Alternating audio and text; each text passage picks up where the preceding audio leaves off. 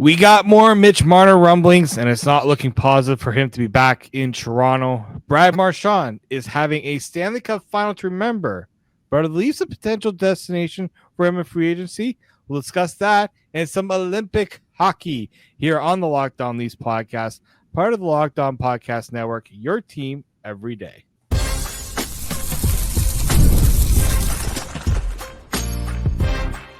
You're Locked On Maple Leafs, your daily podcast on the Toronto Maple Leafs. Part of the Locked On Podcast Network, your team every day.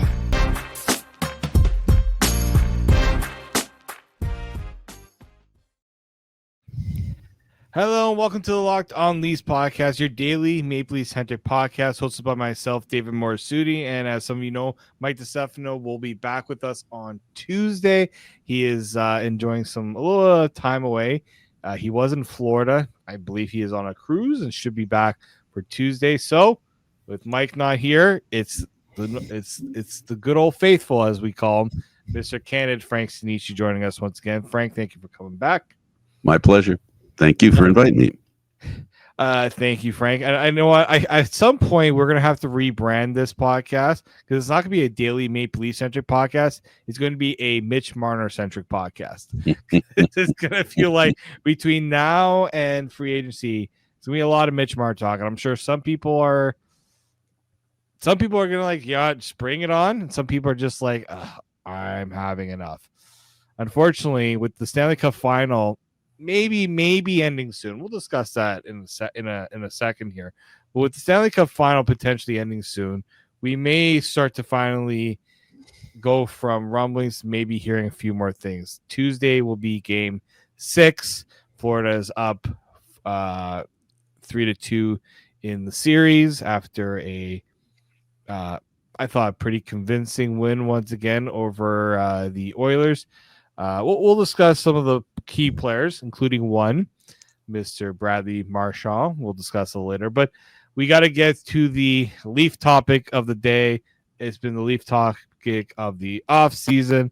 It's pretty much going to be the topic all week on the shows, and that continues to be Mitch Marner and Andy Strickland. I'm going to give him some credit because he initially put out the post saying Mitch Marner, he's not coming back. Like he pretty much said, he said it was official without saying. I mean, it can't make it official now. His contract's he's not a free agent until July 1st, so you can't say it's official that he's not coming back unless an agent told him he ain't coming back. But Andy Strickland pretty much saying Mitch Marner not coming back to Toronto. Elliotte Friedman brought this up on the podcast, and his wording is Marner's camp is not engaged with them. I think everybody knows the way that this is going to be heading, that on July 1st, he's going to go out there, he's going to hit the market, he's going to pick a team, he's going to set a contract and not coming back to Toronto. So Elliotte Friedman is pretty much also handicapping this as sayonara, Mitch. Mitch is gone. The funny part about this, Frank, isn't the fact that he's saying Friedman's reporting that he's gone, but there was a part of it that was saying that Mitch Marner is going to be taking interviews with teams and that the Leafs will be given an opportunity to interview and pitch. Okay, it sounds like and this is how Friedman worded it. Sounds like the possibility exists that this may not be a July 1 thing. So Marner could be doing the whole I think it was Brad Richards was one of those guys that had a bunch of people come to him, and he eventually made a decision a few days later. That Marner's choice could be set up Zooms or if teams want in person on July 1st or right after, and then maybe he goes and visits one or two places. And that the Leafs were offered one of the meetings too. And it's like, why would the Leafs need a meeting? Why? What are the Leafs? He has been here for 9 years. What possibly could, almost 10 years, really, what could the Leafs benefit from needing a meeting? If the Leafs need to get a meeting with Mitch Marner, don't waste your time. If you have to take a meeting, not worth it. But to hear that he's going to potentially do Zooms, in-person meetings, one or two places. This is Mitch Marner we're talking. This is not Shohei Ohtani. Like, is Mitch Marner hoping to get the whole red carpet, show me everything you got sort of deal? It seems like it. If one can trust the media and the reporters that follow the National Hockey League, there was a vote recently for most valuable player. Yeah. Mitch Marner was what, 13, 16, something like that? Mm-hmm. That's his value at the most. That's his ceiling, in my opinion, because there are intangibles which, you may not be able to verbalize them, right? Or help people to understand them, because in some ways they're just a feeling, it's the DNA. And he doesn't have the kind of DNA the Leafs need. If they didn't have Austin Matthews, if they didn't have William Nylander, if they didn't have John Tavares, they would desperately need him. And that's what this whole thing's all about, David. It's all about teams that don't have one of those guys. He's a focus of those teams. Chicago's focused on him because they've got a young guy, and now they got this guy available that has a lot of experience, that knows how to score and basically could teach Bedard. He's a good 8-9 years younger, Bedard is. So, they're not really running on the same track, right? You've got this generation, next generation. So they interrupt the pressure that's on Bedard to be a scorer so he can fit into Chicago. That makes him more valuable. Place like Vegas, they just like bringing in new stars and getting rid of their old stars. They like changing things up. And changing things up is a good thing because it resets everything, right? So they're a good candidate. Carolina, I picked them because they've always wanted him. They were the ones that put out an offer sheet for him before the Leafs signed him. They were ready to give him an offer sheet. In fact, when Marner made the deal with the Leafs, he says, "Hey, I've got an offer sheet. This is what they're offering me. You got to do better, or you got to compete with them." So what I'm saying is, I'm not even sure if I'm answering your question. At the end of the day, it's not about whether or not Marner's going to be leaving the Toronto Maple Leafs. He's leaving, and the Leafs aren't making a big point of it. They're not saying anything, but I'm not hearing from the Leaf organization, we need him. He's important. We got to sign him. I'm not hearing that. Are you hearing anything like that says, basically we can't live without this guy? I'm not hearing that. I'm not getting that sense from the Leafs. So I think it's a mutual parting of the ways. But the Maple Leaf organization, MLSE, being the big corporate entity that it is, likes to always be PC, politically correct. And that's what's going on here. He's going to quietly, from the Leaf perspective, leave town. The fans are going to get agitated for a little bit, feel they got nothing for him. What a great loss. But at the end of the day, soon as the GM used the three letters DNA, we knew Marner wasn't DNA compatible for the Toronto Maple Leafs, because there's other guys on the team that fit the same profile that he does. And the Leafs need a different profile. And that's what they're going to do. And Marner's not part of the deal unless Marner comes in and really does give them a home team discount. But do you see Marner giving a discount of any kind to anyone? No. I don't. The big one here too is you've got he's now the report is saying he's not even going to look at getting a long-term deal, that he would like to do a 4-year deal, or like it's like that. No, he could look to do something shorter, like what Matthews did, and it's just like, so a team's going to go all the way and give this big pitch only for 4 years. Like, at least John Tavares signed for 7 when he took the Leafs for that. No, but John Tavares wanted to be a Maple Leaf. Yes, not just with his mouth, with his signature. Yeah, that's the part for me too. And that's why like in training camp, when he didn't really say, "I want to be here. This is where I want to be," that's why I had the feeling he's not coming back. And it's funny because Leafs have constantly tried to reach out, see if he would get a deal offering him a decent chunk of change to do it. Nothing. Crickets. Not taking calls. It's like, it's almost like at some point, you just have to get the message. He doesn't want to do it. Doesn't want to be here. And Did so, we hear 14 as something that the Leafs were willing to give him? I heard 13. Around 13 is, but I can't remember. This was a while ago now. But, the Leafs had tried. This was before the cap was going up, that number. Well, they knew the cap was going up. Like, these guys know that the cap's going up, right? But it's the way it's going right now. So we'll see. I don't think he wants to be a Maple Leaf, David. I think he just wants a new chapter. Hey, look, let's go and be the guy somewhere else. Yeah, and you know what? Let's be clear here. This isn't a decision that's solely on Marner. It's also the environment set up for him. This is not a great place for him to play. We've established that over the last 2-3 years. He has been tarred and feathered, and he's been hurt. And he feel, from his perspective, David, from his perspective, not mine, and not maybe the fans, but he doesn't feel appreciated. And I don't know if I want to be on a team or in an organization where everybody around it, not necessarily the immediate organization, but the fan base doesn't really like him. And David, I'm not surprised that what you're saying, that he's willing to go for a short-term deal, a 4-year deal, because I think even he knows that for what he gets paid and what he gives when the playoffs roll around, the fan bases wherever he goes are going to go. They're going to have the same reaction that Leaf fans had. Because I hate to say this, and this is a terrible thing to say, but Leaf fans aren't that bad. They're not really that bad. They don't just go after somebody for no reason. And they've gone after this guy. And he might be better off get a short-term deal somewhere else. Then he ends up in a situation where he's going to be exactly where he is today.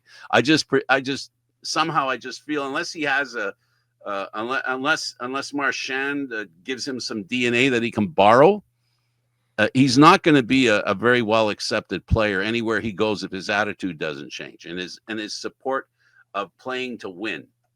It just won't change. You brought the name up, Brad Marchand. Let's get over the Mitch Marner talk. Let's talk about Brad Marchand, what he's doing in these playoffs, and could he maybe be a Maple Leaf? We'll discuss that next year on the Locked On Leafs podcast, part of the Locked On Podcast Network. Your team every day. Today's edition of the Locked On Leafs podcast is brought to you by Monarch Money. Ever check your bank account and wonder, where did all my money go? Between dining out, online shopping, and entertainment, it's easy to lose track. That's where Monarch Money comes in. Your personal CFO, giving you full visibility and control over your finances. Monarch Money isn't just a budgeting app. It's a complete financial command center.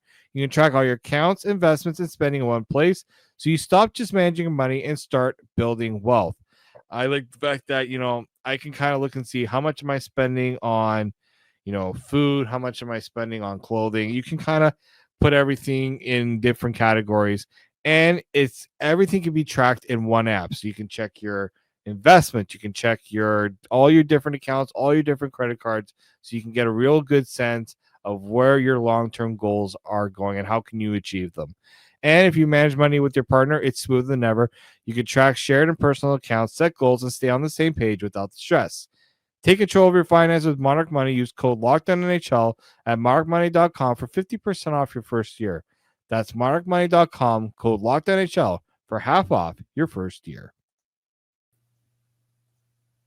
The Locked On Leafs podcast continues here. David Morassutti, and joining me is my good friend Frank Stanisci with Mike not here. And I want to thank everybody who's an everydayer who's subscribed and continues to take in the podcast each and every day. Just remember that even though the Leafs are not playing hockey, we're still talking about the Leafs. We're doing it 5 days a week, and we're going to be continuing to do it until later in the summer, when eventually we'll be going to 3 days a week. But that won't be for a bit, at least well over a month, because we're going to have obviously a lot to talk about between now and free agency. And look, with the way the Stanley Cup Final is going, that free agent talk, the offseason talk, is going to start to really ramp up soon, because I don't know if you watched, Frank, but the Florida Panthers absolutely took it to the Oilers once again. The Oilers said, we want to get off to a better start in Game 5. 2-0 down in the first period, 3-0 down going into the third period. Yeah, that didn't really go so well for the Oilers. And one person who has been the center of it all, that is one Brad Marchand, who has been in my opinion, probably the best deadline pickup. It was a trade. I worked the day of the trade deadline. That was one of the last trades to come in. It threw everybody in a hissy fit, including myself, thinking, thank you, Boston, for helping the Florida Panthers go on their way to pretty much going back-to-back Cup champions. What did you give up for Brad Marchand? Second round draft pick. They gave them a conditional second round draft pick. Okay, but here's the thing. Oh, they gave it in the 2025 draft. No. 2027 draft. two drafts from now, that draft pick will eventually be used. And it's one of those things where, you know what? Florida understood the type of player that they wanted. They got him. And look, this is also one of those. Brad Marchand dictated a bit of where he wanted to go as well, right? He had if the Bruins are saying, we were looking to move and see if we can get some assets for you, okay, call Florida, see what they'll offer you, and it worked out. He's got 10 goals, 20 points in 22 games. He has 6 goals in 5 games in the Stanley Cup Final alone. Frank, do you know how many career goals Mitch Marner has in the playoffs in his career? I know he doesn't have any in the Stanley Cup Final. No, he does not. In fact, he doesn't have any in the conference final either. Nope. Mitch Marner has 13 career playoff goals. 13. Brad Marchand almost has half the amount of goals that Marner has in his playoff career in just one round. The round, not just a round, the round. So, I mean, he scored one of the more, what a beautiful goal. I think it was. Both of them were nice. I think it was one on the breakaway where he absolutely deked out Jake Wallman and you feel bad, but also just like, yeah, no, you don't really feel that bad after. But so here's where the conversation, and Mike, I was going to have this conversation with Mike, but I wanted to have the conversation with you too. Because you're talking about DNA. I don't think there is a player, like, I'm off the Sam Bennett train. I don't think Sam Bennett's leaving Florida. I know that there's talks that they haven't really engaged in talks. Same thing happened to Sam Reinhart, and he signed on the dotted line just before free agency. I'm thinking Sam Bennett's going to be in a similar boat too. But Brad Marchand's different because they got Bennett, Marchand, Ekblatter. They're kind of 3 big free agents. They can't bring them all back. I know there's the whole no state. Those guys are not going to be taking that much of a discount to stay in Florida. I think Marchand, unless he really loves it and wants to troll everybody and take maybe a short-term deal and stay in Florida, maybe. But I've heard a lot of Marchand really wants to go out there and make a good, like, we know Marchand's been severely underpaid the last few years. He wants to make his money. Frank, is there a way for the Leafs to convince Brad Marchand to come to Toronto? No. I don't think he wants to put on a Maple Leaf uniform. He's a trollmeister when it comes to Toronto. He saves his best trolling for the Maple Leafs. Now, having said that, can the Leafs sign him? If you're Marchand, you decide to go to a team like Florida that has those 3 guys that you mentioned, right? And throw Tkachuk in there too, right? Bennett is a guy that I agree with you. He'll probably end up staying there. Sam Reinhart, and Marchand, they're going to be teammates on Team Canada. I'll tell you right now. I know we'll talk about that later, but my point is, Marchand is one of the best players in the world at key moments, especially. Now, for him to come to Toronto, he'll have to believe that Toronto can put him in a position where he can shine. Well, right now, the Leafs haven't done anything to prove that they can be that kind of team. They have to change their DNA. In other words, what I'm saying is to get Marchand, there have to be people on the team that he feels he can work with, like he does with Florida. I think that's why he went to Florida. He's great on Florida because he doesn't have to be. In all seriousness, he's a third line center. David, having him up against any third line, my goodness, of course he's ripping the other line apart.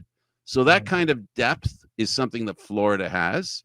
And that's because of the cap. That's because of, the Stanley Cup playoffs. And that's because of the short-term hop that you get to go into the Stanley Cup playoffs with a real cap that's way over. But because of injuries and not counting against the cap, they've got a loaded lineup that can't survive into the regular season. I'm agreeing with you for that reason. I do wonder how different things would be for Florida if they didn't get Marchand. If the Bruins decided, no, we're not going to do that deal. I really do wonder that. Now, we want to figure out, is there even any smoke or any truth to a potential interest from Leafs in Marchand? This is what Pierre LeBrun had to say about it. He believes he's going to get a 3 or 4 year deal north of $8 million a year. It's a pretty penny for a guy who's 37. Keep that in mind. And yes, I have wondered. I do believe the Toronto Maple Leafs are among the possibilities for Marchand. He mentioned during the second round series he grew up a Leafs fan. But to be clear, there are multiple teams in play for Marchand if and when he hits the market. Now, I was going to have this conversation with Mike. Maybe you're not as on the board with this as maybe I am. The Leafs have one thing that they could offer free agents that other teams can't. That is, you put on that Maple Leaf sweater. We might not be able to pay you on the cap a certain amount, but you put on that Maple Leaf sweater and you'll make a really good living doing other things outside of hockey. No other team in the NHL gets more endorsement deals for their players than the Leafs. Ryan O'Reilly had a shawarma commercial 2 weeks after he joined the Leafs. So if you're a player like Marchand and you want to maximize your earnings, that's one way. And I always thought, why aren't the Leafs trying to use that as a potential option, right? To tell guys, we have so many businesses that would love a piece of you, to give you money, and you don't have to do that much. There's a reason why certain Leafs have jobs like you're a notable Leaf. You've got it. You're good. Wendell Clark, Darcy Tucker. How many things have you seen him in? Right? Not the greatest Leaf of all time, but he's still making a really good living because he wore that jersey and he was a very popular player. So you know who else agrees with you, David, about that? You know who else agrees with you? The National Hockey League and Gary Bettman. When Tavares came here, there was talk of him working out a deal with Canadian Tire or another big company to help finance his coming here. And the league said, no, you're not doing that because we can't have any financial advantages for teams in the league named Toronto. Yeah, you're 100% right. And the league's aware that the Leafs could overcome the state tax problem by using what you're talking about. I think that's a strength the Leafs should fight to get. They should fight for that. I think you remember when Stamkos was a free agent. Took a meeting with Toronto. The mayor was there. The CEO of Canadian Tire, again, the biggest sporting brand in Canada, I think the biggest. No, yeah, right. They own Sport Check, all those. There is that possibility, and sometimes I wonder if the Leafs really do use that as leverage that other teams can't offer to the same degree. In maybe Montreal could, maybe Vancouver, but Toronto, it's on a different level. It's the capital of corporate Canada, for goodness sake. It is what it is. This isn't Toronto. This isn't a Toronto kid bragging outside of the truth. It is a fact. The corporate offices are in Toronto, and this is where that plan that you have could work as long as the league stays out of the way, which they won't. They won't stay out of the way. Any advantage Toronto gets, they will not let it happen. It won't happen. So, but it would be great if it did, because it would offset, David, your idea and your thought is 100% right, because it would offset. It would be a different version of the same advantage that Florida, Texas, Nashville, and all these no state teams have, right? Which is, hey, we can give you an extra 10%, 20% taste. It won't show up. It won't show up in your contract, but it shows up when you start counting your money. Yeah. In Toronto's case, there would be additional money you can throw in. In no state tax, your money goes a little further. Yeah. So we'll see. I mean, the Leafs have about $25 million in cap space. They ain't signing Mitch Marner, as we've kind of established. It looks like it's done. You will have some money to play with. Yeah, even with Matthew Nyes. We'll see about John Tavares. There are some options, and we talked about it. Maybe you don't go crazy and giving like a Sam Bennett like a 7-year offer in free agency, and maybe you just do some shorter term deals, 2-3 years if you have to. So that's kind of where I think the Leafs maybe would go. And I think Marchand, with the way he's played in this Cup final, age is just a number for him. I thought he wasn't as good in the Four Nations. He was good, but he wasn't as good as we were expecting. I think he's truly lashed on with this Panthers team, and he has been on another level, a level that I think the Leafs, when they look at DNA and guys that bring that DNA, Marchand fits that to a T. Add another thing there, David, because you're right. You're going down the right road here, and I would also just a nice off ramp would be, hey, listen, Brad, we want you to be a Maple Leaf. Yeah, who can we bring here that would make it more irresistible for you to come here? Well, if you could bring Bennett here as well, I that would help me a little bit if you had a guy like Bennett, or I'm using him as an example. Okay. Yeah. I'm not saying him, but if you go to Marchand and say, we'll bring this guy in. What if we can bring this guy in? We make a trade for this guy. Would that help you? You ask him, who do you want to be on the team? Because he knows this team. He knows it really well. He knows their weaknesses probably better than the Leafs do, right? And if you can convince him to join the Leafs and he has some input about who plays with him, that might put him over the edge. That might make it tempting. I'm sure he wouldn't mind playing for Craig Berube. I'm sure Craig Berube, they would get along quite well, my opinion. So yeah, we'll discuss. I'll discuss this a little more with Mike too, but I just want to get your thoughts on. I think I know what you're saying is that he's a good target. Just will he actually come to Toronto? That's another. Depends who's here, right? So we'll see how that all works out. Do you think Brad Marchand would consider coming to the Leafs? Let us know in the comments below. On the other side, let's talk something non-NHL. Well, it's NHL related, but non-NHL related too. International hockey. The first time in a long time, the NHL will be back in the Olympics, and we're going to hear some rosters being revealed. 6 players from each team. We're going to discuss who could be the players announced. Will any Leafs be announced? Join us here next on Locked On Leafs Podcast, part of the Locked On Podcast Network, your team every day.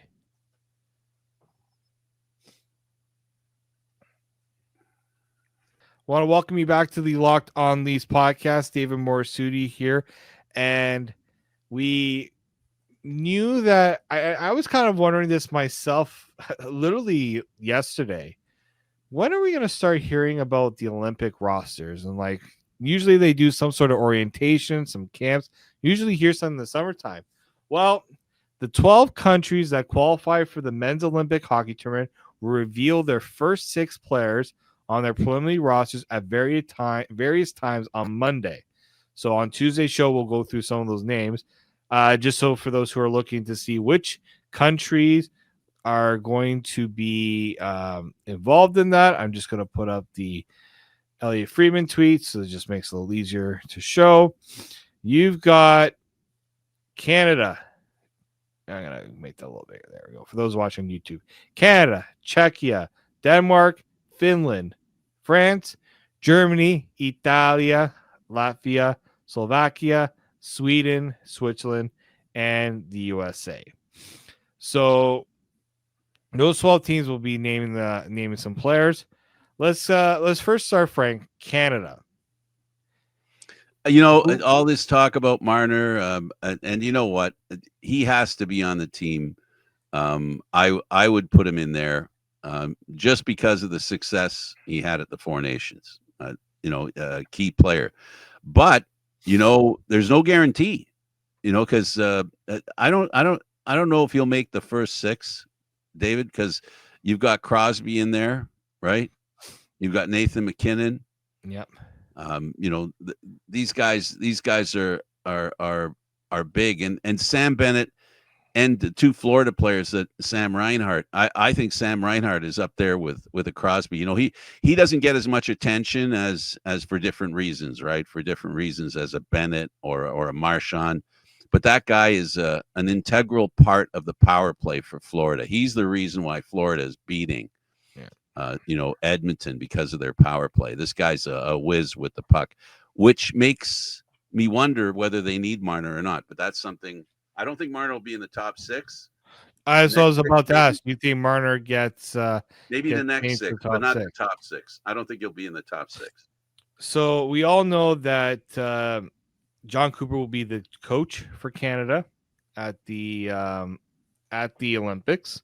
So I think for sure you're going to hear Connor McDavid, Nathan McKinnon, Cale Makar. You're going to hear Sidney Crosby. That's four. You're going to have a defenseman in there, I think. No, you said Cale Makar. Yeah, another defenseman maybe.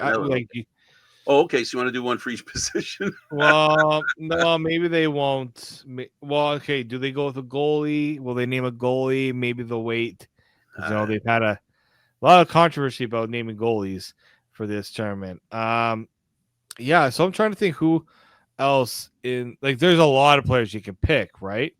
Do you think Scheifele was underrated and not given the respect that he deserved in the last? That was a big when we were discussing. I did a Canada B team, and Scheifele was on that team, like one of the first. Maybe Devon Taves gets named, right, partner of Cale Makar in Colorado. I look at maybe Sam Reinhart could be a name. Braden Point seems like maybe he seems like an obvious one. Brandon Hagel, those are the names I'm expecting. Will Brad Marchand be a name? Very possible with the way he's playing the Cup Final. He's definitely in the top 12. How's that? Yeah. So there's again Canada. A lot of the Four Nations guy. The one guy obviously that might be. He was initially named, but then he bowed out. Alex Pietrangelo. We talked about his health is a little questionable. So I think Thomas Harley. If you watched him in the playoffs with Dallas, he's going to be on that roster. Now, Frank and I had a discussion about, would Chris Tanev be given an option, be one of those options? Regular NHL hockey rink, so it's not a bigger ice surface. This is the thing. In Milan Cortina, it is not going to be an Olympic-sized ice. It is going to be NHL-sized.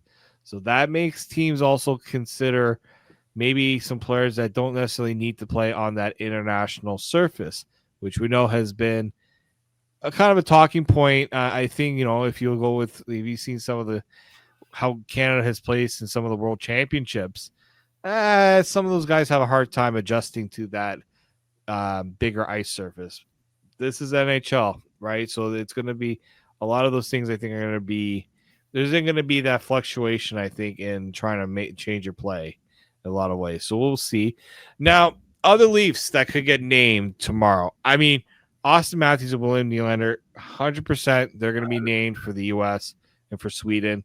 No doubt about that.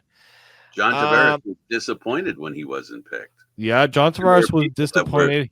Let's not forget his one chance to play in the Olympics in 2014. He got injured, right? And was that's brought about the whole thing about NHL players playing at the Olympics because, now he was gone for the rest of the season for the Islanders, and they're like, we lost our best player for the tournament for the rest of the year. So that's something else to be considered. I do think, you look at the countries that are being announced, right? Czechia. If David Kampf is still on the Leafs.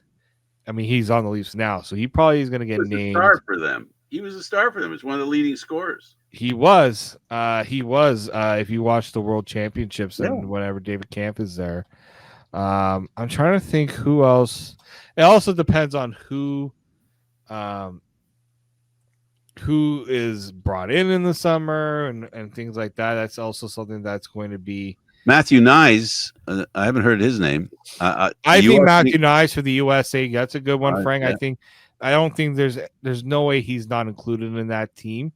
I think this year his playoffs. I think a lot. I think he might have been on the bubble for the U.S. this year. The U.S. has a good team as well. It's not an easy lineup to crack, but there were some. I think they could have used a Matthew Nyes like player.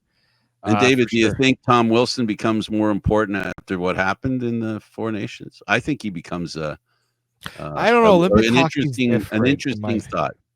It is a thought, but I mean they handle themselves pretty good in that regard. But yeah, I think okay. Well, Marner's still technically a Leaf for now, so he could be named. I think Matthews and Nylander are the locks for the Leafs. And then we'll see how the rest of it goes. So we'll break down some of those selections. It's going to be a very interesting.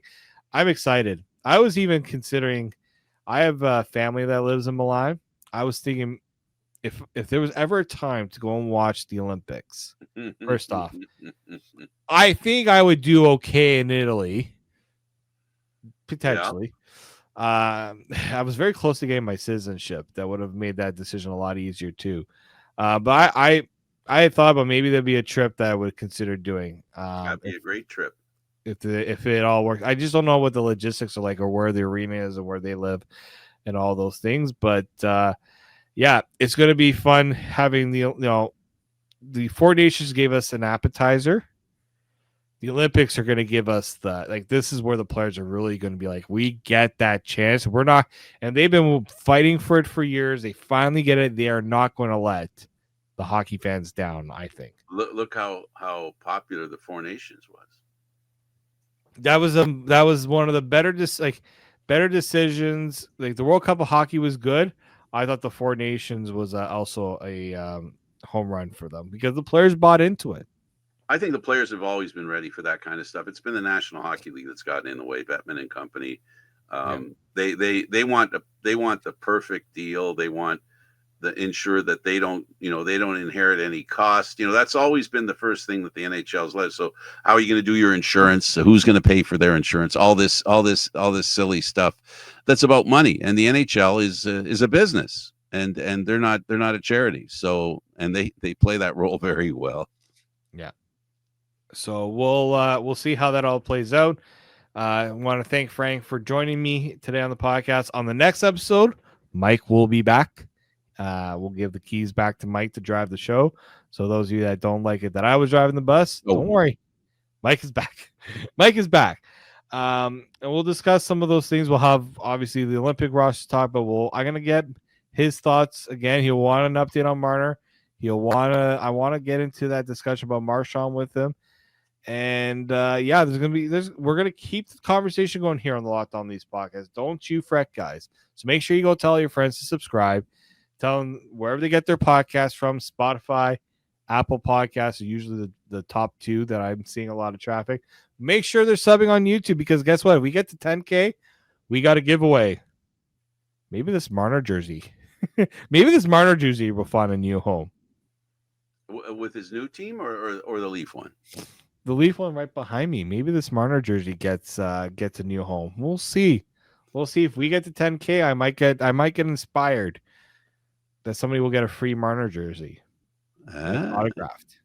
I know it's going to go down in value, but hey, better free than not having to pay for it, right?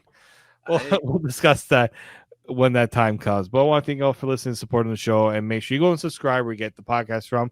But until then, keep it locked right here on Locked On Leafs.